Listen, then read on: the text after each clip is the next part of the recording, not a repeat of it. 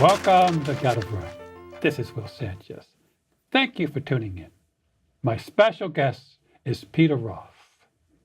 Peter has been a photographer, a film producer, an author, and he was at the beginning of the New York City Roadrunners Club. Peter has enjoyed the freedom of doing many things, and he has lived many lives. I am honored to have Peter as a guest. Peter, we met recently at Roadrunners at the Run Center when Gary Corbitt did this beautiful presentation on his dad, Ted Corbitt. Right, and we had a panel. And you were one of the panelists.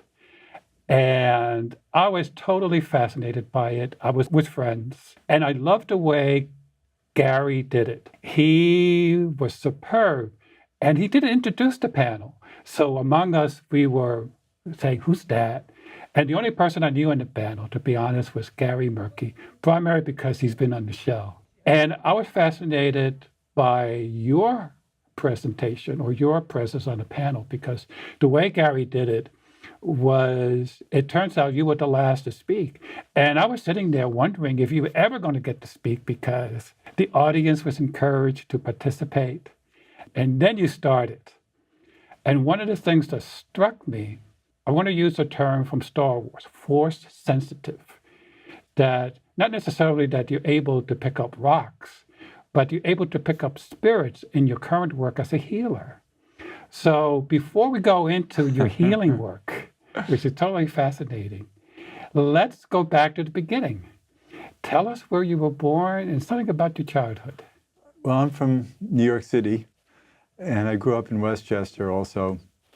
Came back into New York, into Manhattan 50 years ago, and on the Upper West Side. I'm still on the Upper West Side. And I grew up with a father who was a professional athlete. He was a soccer player. He played in the Polo Grounds for the New York Hakoas. And so I grew up with soccer, but also as kids in those days, we really had baseball and football and a little bit of basketball. It wasn't, it was very basic back in the 40s and early 50s. And so I was trying to be an athlete like my father, but I failed in so many sports and I felt horrible.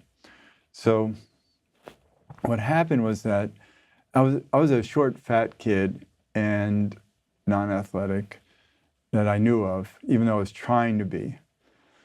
And then just before my senior year, that summer, I decided to get the lead out, and I ran all summer. And I ended up getting taller. For some reason, that was where I shot up in height, and thinner. And I got back to school, and they started a cross-country team in high school, and did very well. We even won the state championship. So I guess I found my athletic role in life. And my father had come out to one of the meets where I did really well. And I was so proud of myself that I'd finally, made my father proud of me as an athlete. And then a few months later, he suddenly died of a heart attack. And so the way I keep my father close is through running. Wow. I guess he died very young then, in his 50s? 50. Oh, my gosh. 50, yes. And without any warning, he was a supposedly healthy guy. So running has been a deep part of my life because it was what my father was proudest of me for. And so I made a life of it. And there were many years when I moved into New York to the Upper West Side, I started running in Riverside Park 50 years ago. And for 6 years, I never saw another runner, in the early 70s, yes. Okay. And at that time, people just thought there was something wrong with me that I had to run so much. And then finally, I went over to Central Park. For a number of reasons, I diversified a bit and found other runners, and I began to even be involved with the West Side Y. I started teaching exercise classes there, and that's where Roadrunners was stationed. It was just a little room in the back behind the gym, and Joe Kleinerman and Fred Lebow were the only two people around, and people came and went. And Bob Glover was involved with the West Side Y at that time, and he and I became friends. And so he and I both became very interested in New York Roadrunners at that point and helped get it going. That's right. That's right. So what year did the first inauguration of Roadrunners occur? Well, Roadrunners started in the late 50s with Ted Corbitt and Joe Kleinerman and a Ted bunch of other Corbitt people. he elected the first president Right. of Roadrunners. Right. And then Fred came in a dozen years later. Fred Lebow. Fred Lebow, right. And so he was very involved at that point. And as we all know, Fred was quite a character, very charismatic, and really pushed a lot of buttons in people Right. and made things happen. We should mention he's highlighted in the film Run for Your Life. Well, the film is a lot about Fred, and because I was so much a part of the creation of the first 5-borough marathon, and worked so closely with Fred, and I became the treasurer and the finance director for many years for Roadrunners, and I even signed the corporate papers to launch the corporation. Before that, it was just a club, and so it was very dynamic and dramatic in those days, experimenting with creating a running boom that we had no idea we were creating, other than just want to get more and more people running. Yes. And Fred was pretty wild and crazy, and no holds barred. Fred pushed everybody's buttons in very many ways that wouldn't be appreciated nowadays, because he wasn't. He was from the garment industry, Right. and it was kind of a corrupt industry. Well, I loved it in the film. They called him a rip-off artist because he Yes. he took the design and created cheaper versions of it. Well, he told everybody stories. You know, he told the press that we had lots of sponsors and runners.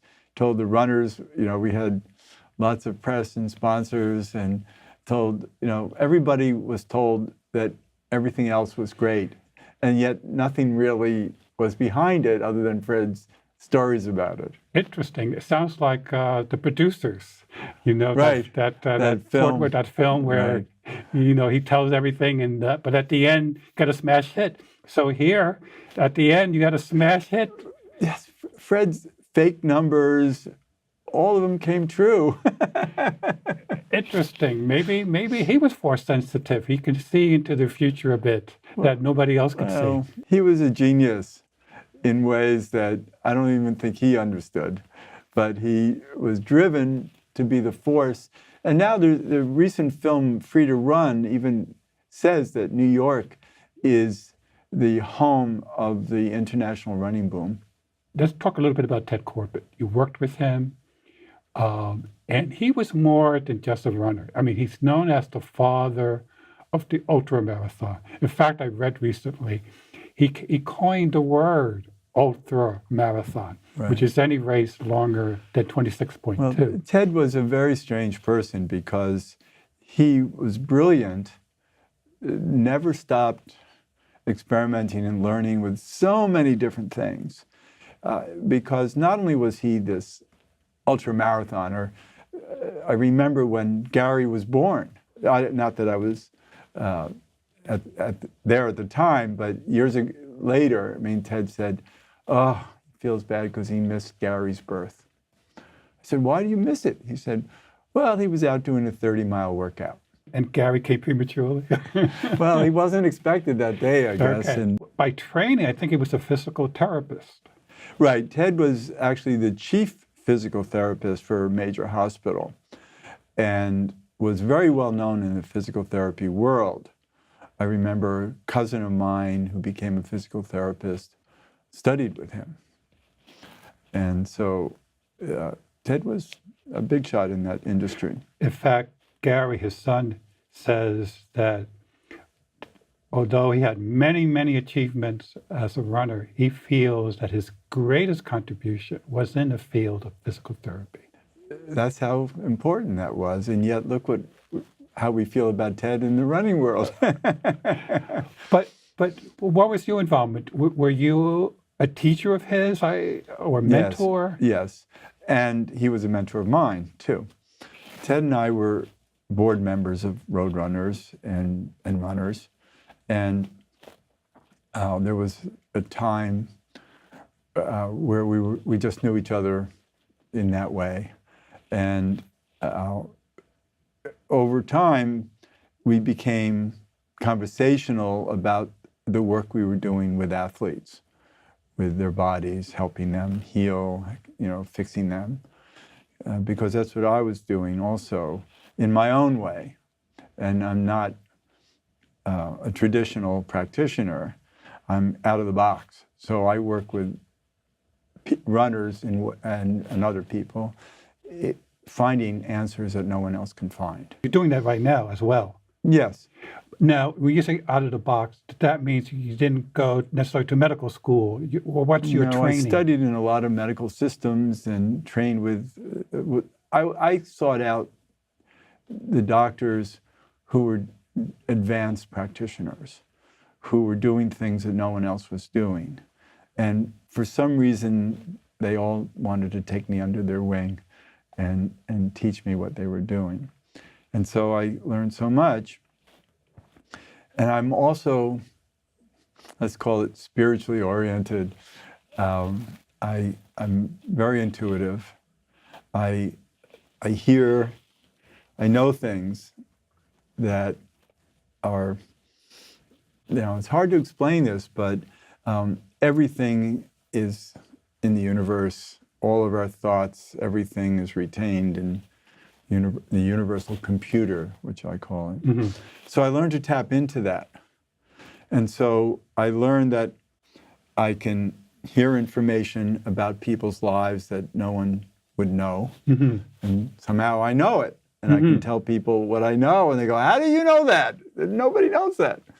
And then I can also feel into people's bodies remotely and see what's going on. For instance, one time, one of my clients who actually is proud to be a client of mine and tells people about it is Dina Castor. And she's been a client of mine for maybe 17 years. The world-class marathoner. Right. So I've helped her get through many problems. I'm her troubleshooter. So when she's stuck, she'll call me and ask me to help.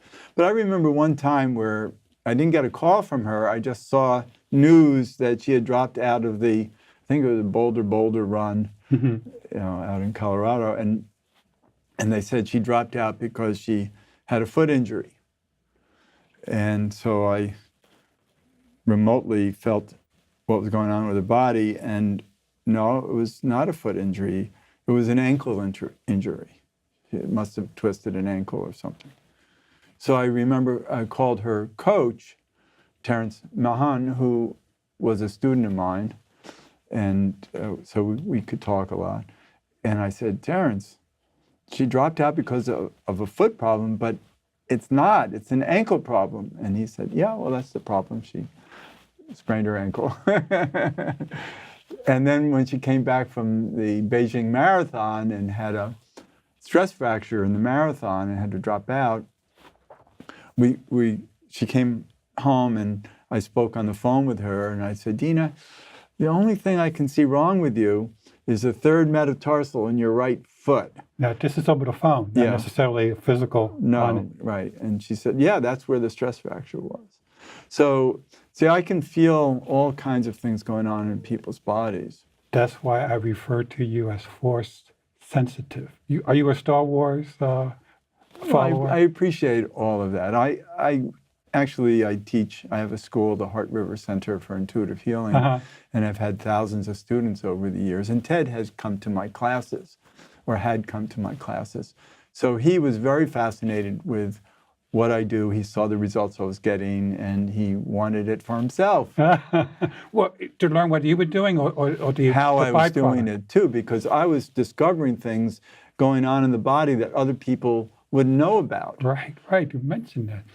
I'm fascinated by that. I call it force sensitive, but I think I've seen it in other people. But they use their talents in a different way. For example, I don't know if you know the magician Oz Perman. He's a magical marathoner. He's done 225 at the Hartford Marathon. He does ultra marathons. He's done Badwater, finished in the top 10. But he also has this other career as a magician, as a mentalist. And he too, by lifting his hands, can bring things out of you that's shocking, magical. See, the thing is that these things are very real, but the public is not aware of it because we're conditioned not to even believe in it. And it takes people who are very bold, like me and this other man, and many others who are gifted in ways that we just can't help but living those lives. But you probably get a lot of resistance from, let's call it, the mainstream Of course. medical community. Oh my gosh. You probably I have so many are stories, fake right? or phony. Well, how do you handle when they call you that? Because I'm not trying to prove anything to them. I want results from the people I work with, and that's all that counts. And so it's word of mouth. People come to see me or call me, remotely, because they are seeking solutions that no one else has. Seeking relief from their pain, whether it be physical or psychological. And that's another thing, is that I can read into people's psyches. And so, for instance, there was this one world-class woman, 1,500-meter runner, and she found that when she surged in races, her lungs wouldn't support her. She could surge in practice and be fine, but when it really counted, she would wither. And she called me and wanted to know what the answer was. And I said, well, the answer is with your father. And I said, you need to rescript yourself about how you're running in relationship to your father. And she said, what does that mean? I said, well, let's talk about your father, because there's a weakness in him that you're representing in your running. And she said, yes, he, of the two parents, he was the weaker player. The mother dominated, and even her. I mean, she didn't have a good relationship with her mother, but her father came to all her races, really was devoted to her. But he was pushed around a lot by her mother. And I said, well, what it is that you're running with the weak side of your father.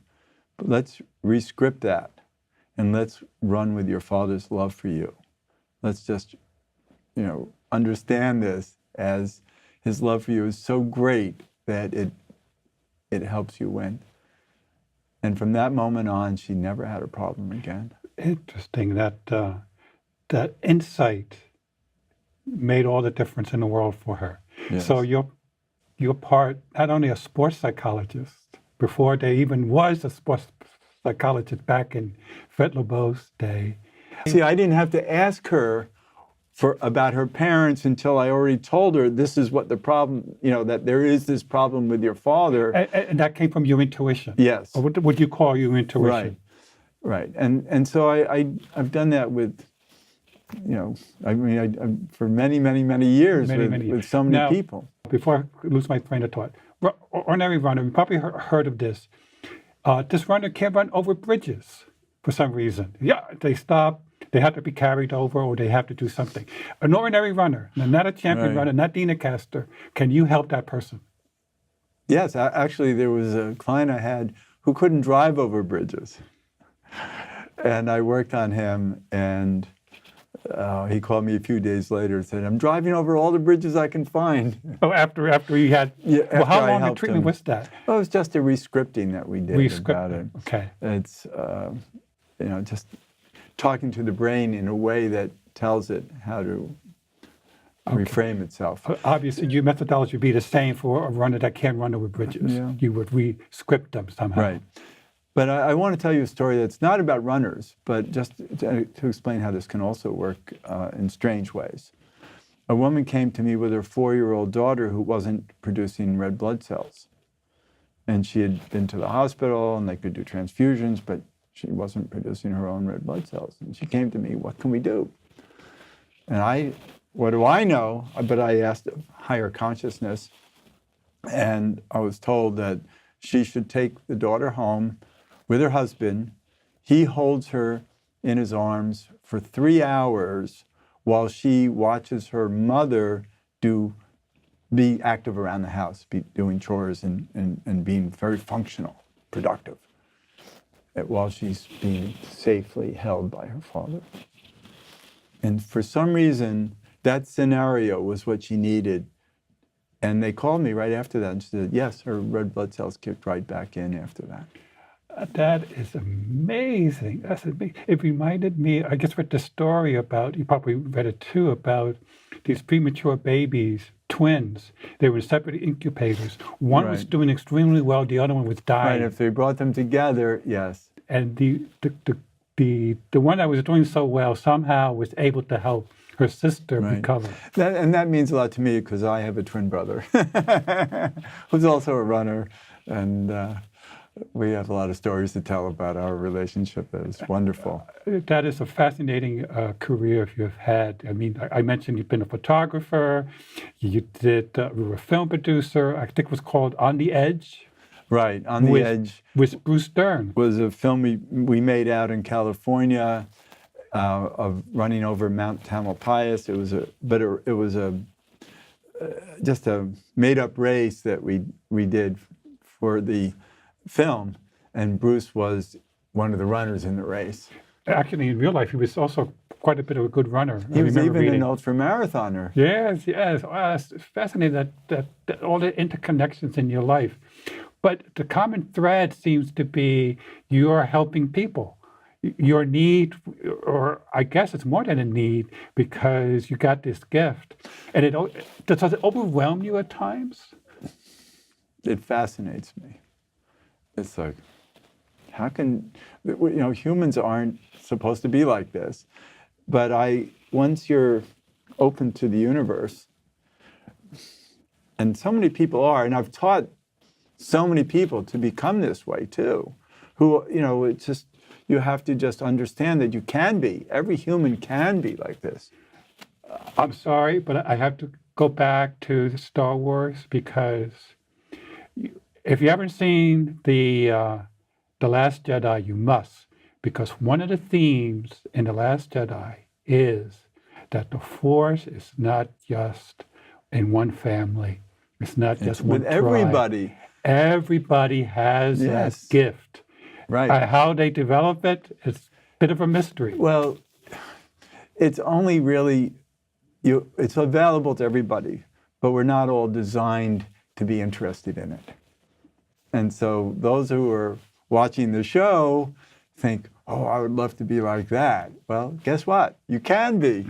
You could be force sensitive in your way. But you want to dedicate yourself to become that. So it's really about training. And it's not about meditating a lot for it. It's really about finding the vibes, the alpha state, theta state, or brainwave states that open you up more. And you learn to tune into them. And you can do it just like that if you know how. And so I teach people how to do that at Heart River Center. And This is in Manhattan? yes, that's where my office is, but most of my classes are online. Okay. So I have a lot of classes that people can join. People can learn this online. So many things that, yeah. And so Ted Corbitt just loved all this, you can imagine, and wanted to open it up for himself. Yes. How far did he get along with that? You know, how old? He was pretty happy doing it with me, and, you know, he kept on experimenting with it. You know, one of the people that was at this presentation was Joe Perez, and he spoke, and he was up front, so we could see him in the back, and he was a rod. I mean, wow, he really had great posture. Well, he had been a weightlifter. He wasn't a runner. He was a weightlifter. And at this point in his life, he's my age, so we're past our prime, so he doesn't look like a weightlifter anymore. He's a wonderful guy, cerebral palsy. And one time, actually, I spoke to him. He was a good friend of Ted Corbitt's. And I said, Joe, I know why you have cerebral palsy. And he said, tell me. I said, because I can see a great-grandfather of yours was a mass murderer, and you've inherited his genes. And so that's why you have cerebral palsy, because karmically, you know, you're dealing with that. And he said, wow. He said, yes, that relative of mine was a famous killer. And I've been told many times in this life, I'm here to stop the killing. That's quite amazing.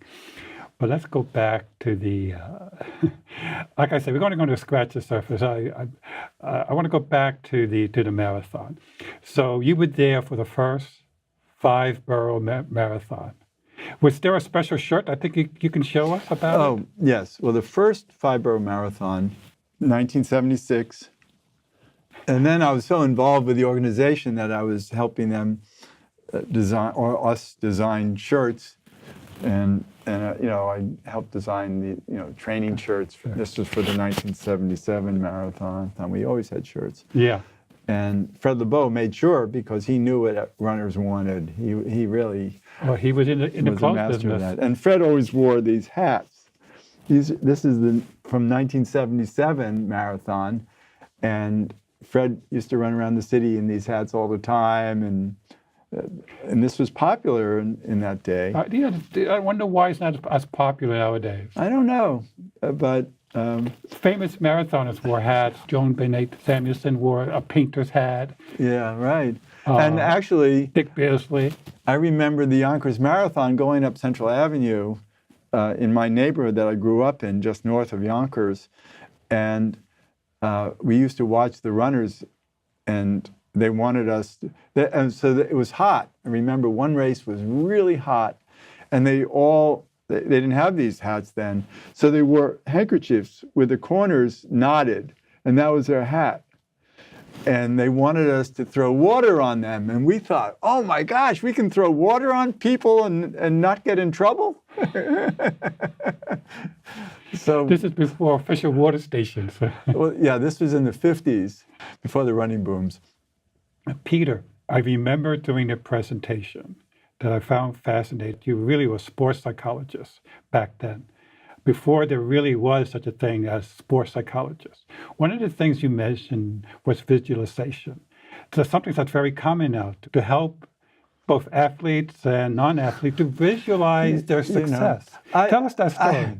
I've always been a pioneer in my life, a bold one. So I was invited to this panel at the Barcelona Marathon, and it was all psychologists who were supposedly sports psychologists.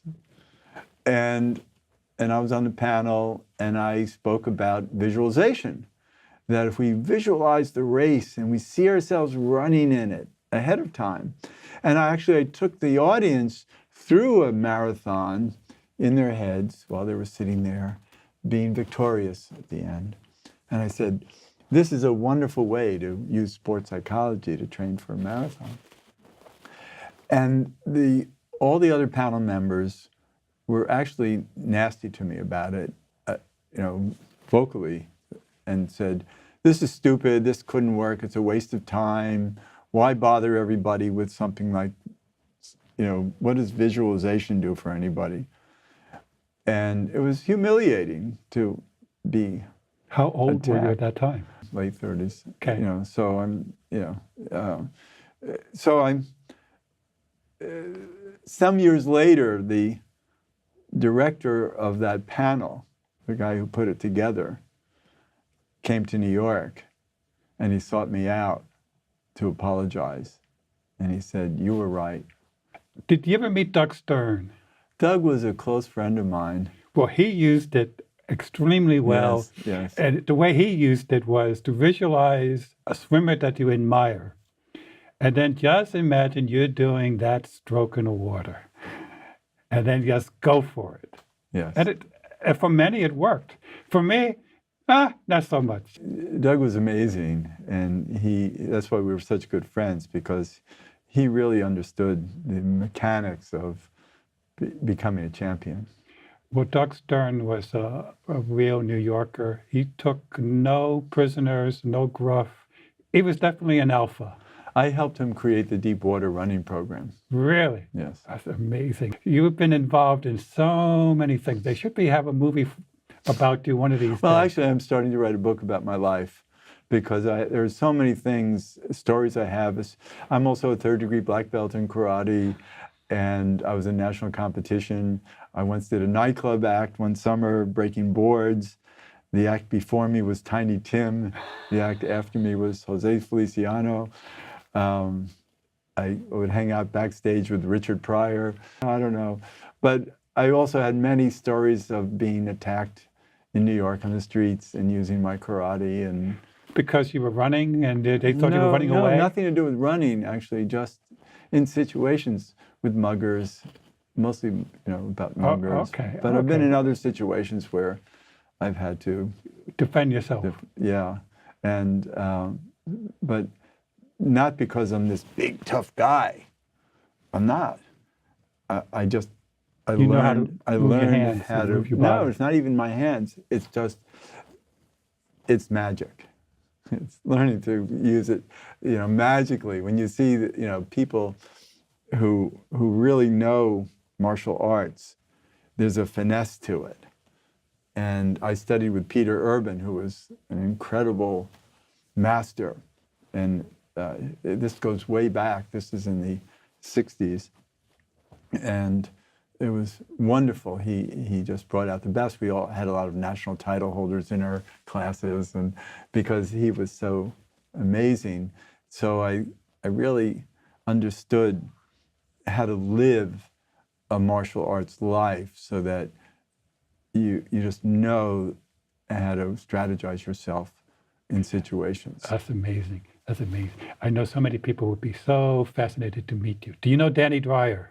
No, I don't. He's the founder of Chi Running, Chi Walking, and the movements you make is the movements that he does when he tries to I know. to teach people, how to move their bodies. Yeah, when you understand flow, this is chi, or in Japanese we called it ki.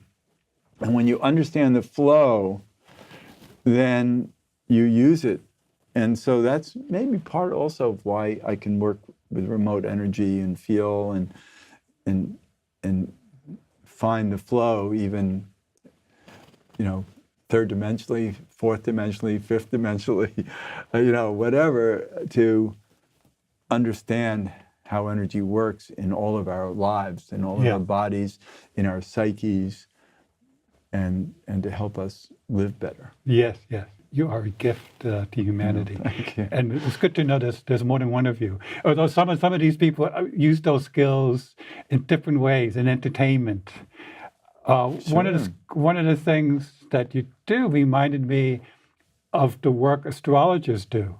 They're by just knowing exactly the time and date and place of birth, they can tell you things that you thought, how do they know? Well, there's actually another system that I use in that way, based on people's birth data, so we know where the planets are in the sky when they were born, and that's called the Human Design System. And that it's not astrology. It actually uses their birth data to align them with the planets, with the Chinese the hexagrams of the Chinese I Ching. And it also then positions the hexagrams in the chakra system of the body, the energy vortexes. And so it helps understand our personalities in even deeper ways than astrology. My wife is an astrologer, and she says that human design is astrology on steroids. And so I love to help people understand the mechanics of their personalities. And it's amazing how deep and rich the explanation is for each person so they can be better at being themselves. Wow. Now, if a viewer listening to this, wow, how can I get my human design chart? Could they contact you? Oh, sure. And for anything, you know, I tell people, please learn how to use me because I love to be used. Besides the chart, there's the reading. That's where, where you analyze it and you talk to the phone, probably with a phone. Yeah, I'm a certified analyst of it. Okay. And so I can speak with people either in person or I like to use Zoom, which is kind of like Skype. Yeah. And so I can be on the screen with people and help them. Fascinating. That you can combine old school with new technology. I love it. It's just fun. Any way that I can help people. Okay. I can feel that you want to help. So in closing, what is it that you want to say that we haven't talked about? I'd love to teach people about life, what really counts. Who are we? Why are we here? And that's why human design is important. That's why I can read people's energy fields and go back in time with them, not with them, but for them, to their childhood. I can see what their parents were doing, how they were treating their children, and then explain why their patterns in their life are such that they make the choices now that they are making. My final thought, would a religious person welcome your kind of help, or would they feel, rather than being complimentary, it's something else? But let's just say that spirituality is growing in popularity in this world, beyond religion. We're understanding that we're all of spirit. And so we can use religion to understand that, but a lot of religions are dogmatic and they say it has to be our way or the highway. Yeah. I don't care what religion you are, if you're not ours, then you're in big trouble. And so those people are hard to talk to anyway. Yeah. So whatever, if people are really religiously inclined and they're not interested in anything outside of the rules of their own religion, I'm not, it's okay, they can do that. Okay. Well, I can imagine that a lot of people don't know that there's another way that they could be helped. Right. Because, I sort of was aware of it, but not when I saw you on stage. And I think it helped that you were the last to speak, because people can tell there's something special about that guy. I can't put my finger on it, but once we heard you speak, we said, aha. Thank you. I really appreciate hearing that. As I know that I'm unique, and it's hard to be unique because it's not accepted by everybody. I know. I've had a lot of trouble in my life with people who really not liked how universal I might be. And also bold and pioneer of a lot of things. So I've had a lot of naysayers in my life over the years. So people don't realize how much I appreciate being appreciated. So thank you. My pleasure. Thank you so much for coming in. Oh, my pleasure too. Will, I'm so glad to know you.